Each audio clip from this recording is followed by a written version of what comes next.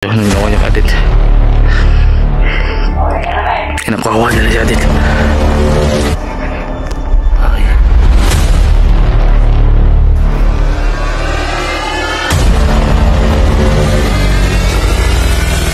Hindi mo na dun. Buko nila! Kasi! Buko nila, kailangan ko sildoan! Yun mga idol, isang mapagpalang araw sa lahat. Shoutout nga pala dyan sa mga silent viewers namin, solid supporters. May love shoutouts yung lahat, lalo na kay Mads, Victoria Sigler, shoutout kay Ate MJ at Mami Sky at kay Ate Mel, shoutout sa inyo, at kay Rosny at kay Rodette, shoutout po sa inyo lahat. Kay Ate Dina, shoutout po. Ayun po mga idol, dito ako sa isang sagingan. Nagbihis na ko mga idol, no? Binihisan ko yung yung pantalon ko dahil nabutas. Ayun, patuloy ako ngayon sa paghanap sa anak ko at kay Edith. Nag-contact na kami ni Buster mga idol. Nakababa na sila ni Lando. Papagamoton niya si Lando Kalulo. At siguro makabalik siya dito mga bukas siguro or sa makalawa, ay sa susunod na araw. Pero sinabihan ko sa Buster, hindi mo na ako bababa. Mayroon pa naman akong makain dito sa bag. Tuloy ko muna tungkuan dahil hindi ako pwedeng maghintay lang at tunganga dahil buhay ang nakasalalay dito, Buster. Anak ko yung nakasalalay dito at si Adit, kaya sana maintindihan niyo ako mga idol. Salamat din sa nag-alala sa akin at tumulong sa pagdasal na makita ko yung anak ko at si Adit. Maraming salamat sa inyong lahat. Ngayon dito ako tumambay mga idol. Medyo maliwalas pa naman yung lugar na to. Hindi pa masyadong kalayuan doon sa pakbakan ko kapon mga idol. Grabe yung mga kalaban mga idol, yung matagal mamatay at lalong dumadami. Pero hindi tayo dapat matakot sa kanila mga idol dahil may panangga rin tayo. Sila pwedeng katakutan, sila yung dapat matakot sa atin dahil may Diyos tayo na sinusunod ng sinasamba. Patuloy tayo sa paglakad mga idol.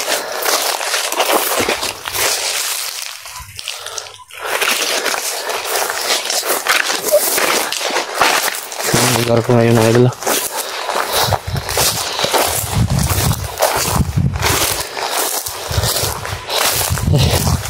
Hindi ko alam ngayon kung sinong may hawak talaga sa pamilya ko.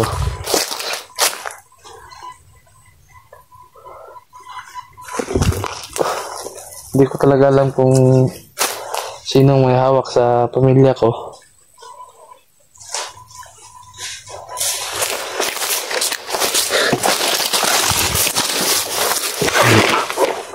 Kaparating. Sino yan ito?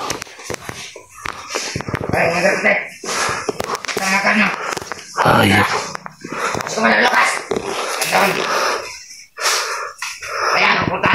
May bata pa silang kasama. Isa pala itong commander mga idol. Ngayon ko lang nakita ito ba. Commander putik. Nahanap nila yung Commander Lucas.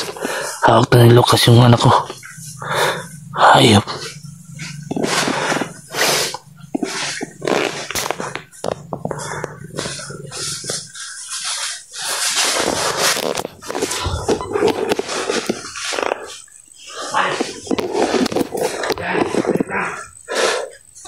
Kailangan sundan ito mga idol. Tungo sila sa anak ko. Adit.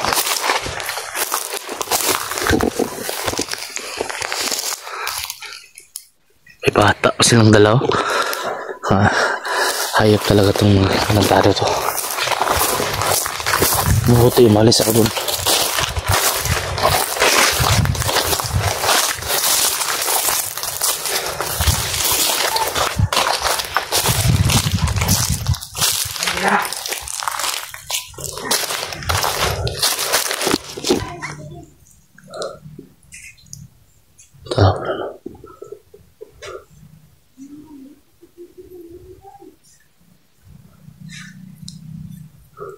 Dami nila dito.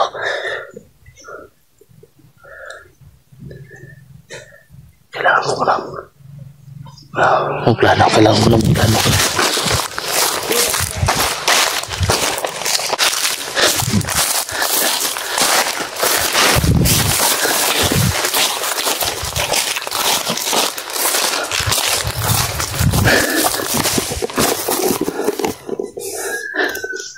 Hayop, may tumating pa.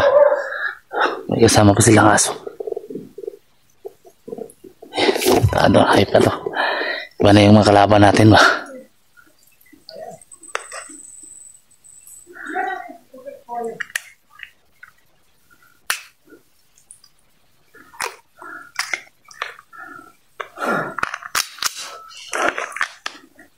Kailangan natin maganda.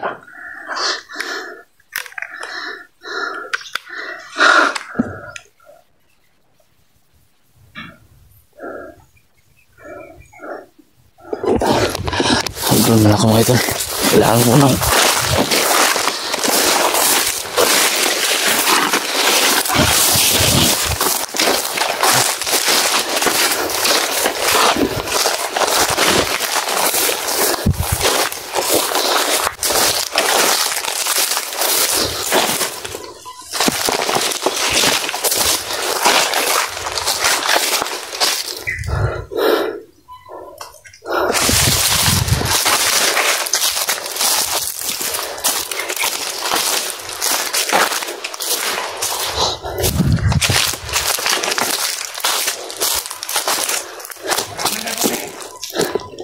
dito sila. Tara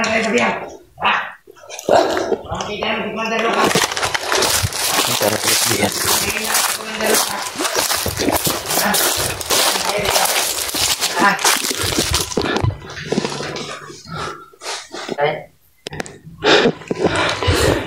Hindi na puti ka. Ito muna. Bro, tayo ng kasama natin. Para marami tayo dito. Dito ang bagutong kampo dito. Ya. Ito muna. Ayun ito. Patungo sa sabihan. Naiwan yung bata. Asan na itanong itong bomba? Tuwing mayo. Ayun pa. Ay bumba pa sila itatanim. Bata dito. Sayang ang buhay mo bata. Natili ka rito. Sayang ang buhay mo.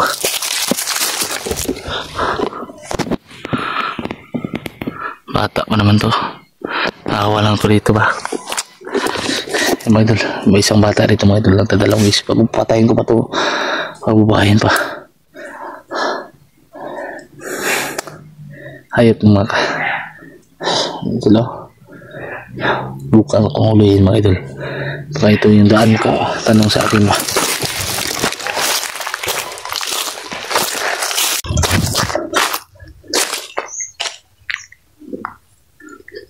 Malis yung bata mga idol.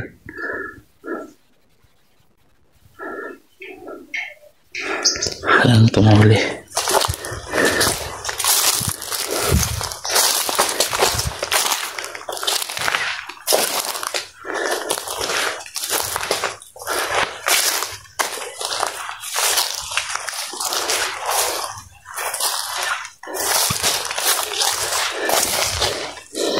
Bata. Kailan ka? Ay kabila ka dito kapat yun. Ikaw ba mo sa akin? Ha?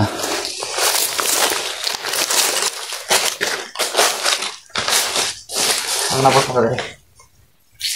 Iba ko nila. Kilidad mo. 12. Kabata niyo, ano napot mo ka rin? Ha? Di ko ako lang kailan ako sildoan. Napoto po ka. Huwag ka kabalawin mong trabaho din. Mali na. Pwede ka mamatay din. Asa mo ito padulong mong duwa ka kaban? Mata sila biyag. Babayag. Bata. Ha? Isibiyag na? Bayag bata. Tangin. Hindi mo nga alam na anak ko yung bata. Hindi. Sino ba yung isang banda na yan? Ano pangalan? Kumante putek. Saan ba yung galing? Sila bansa. Ubuhayan kita ngayon. Pero pangako mo sa akin, huwag kang babalik dito. Nandiyan mo. Kung babalik ka dito, alam mo nang gagawin ko ha. Naawa ko sa'yo. Kung di na talaga ako naawa sa'yo, papatayin kita. Basta, huwag kang babalik ka dito. Oo. Kung maigi, umuwi ka sa inyo. Liwanag! Oo. Sino? Ay, sayang yung kinabuhi. Bata pa ka.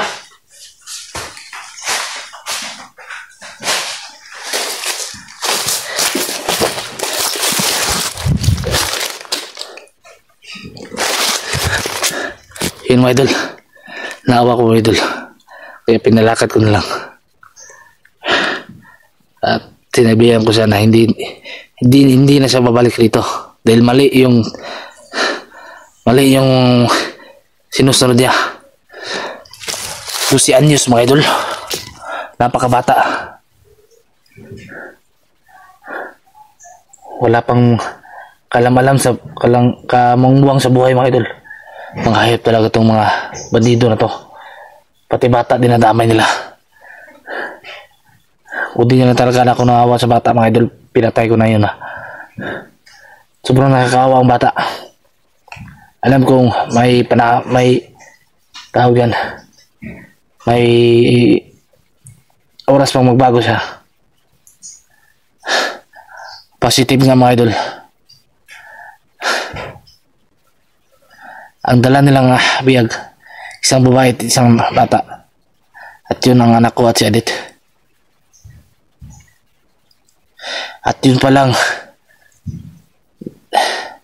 isang commander. Yun pala yung si Commander Putik. Ang may hawak to rito sa Mount Talisay. Grabe. Ngayon ko lang nakita yung commander na yan. Kaya simulan na yan yung pagdasal niya ngayon. Dahil tatapusin ko siya.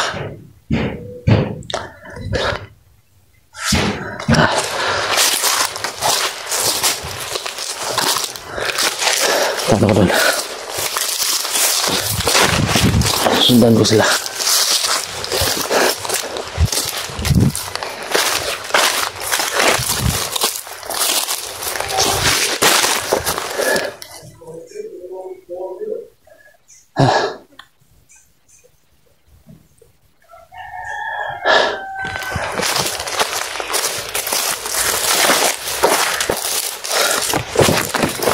Dadaan dito.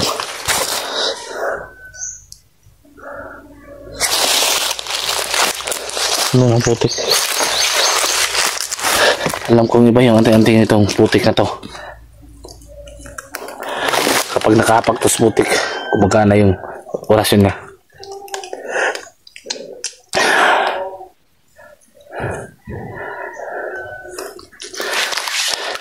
Kailangan ko ng orasan ng tong bala. Baril. Bigyan ko ng proteksyon yung sarili ko rin. Tagulilong ako.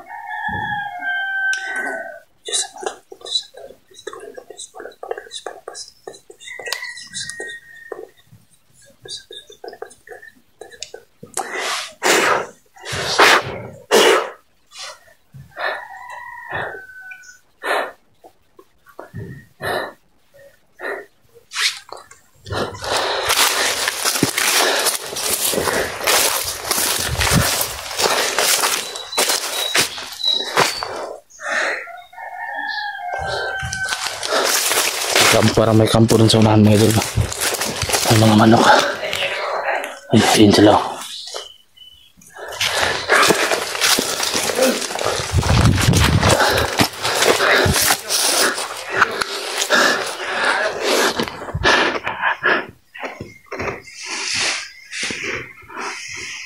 Ayun anak ko. Ayun o.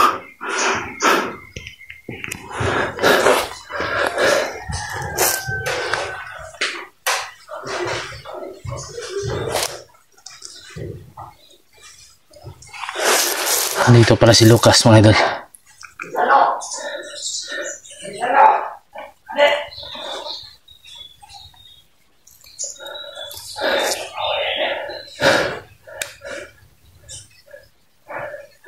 Mali sila mga idol.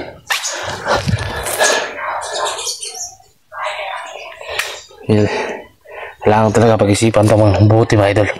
Dahil buhay nila yung nakasalalay dito. Huwag tayong patalos-talos ngayon.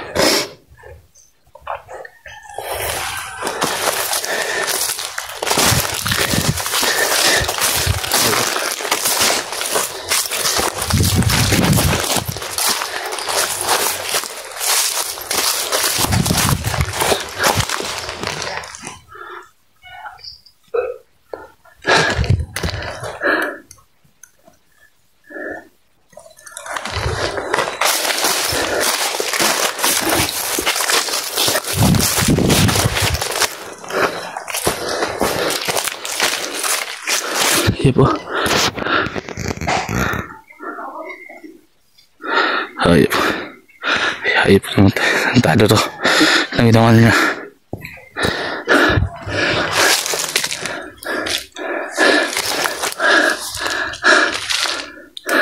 Hawak-hawak mo na yung anak ko. Yung anak ko.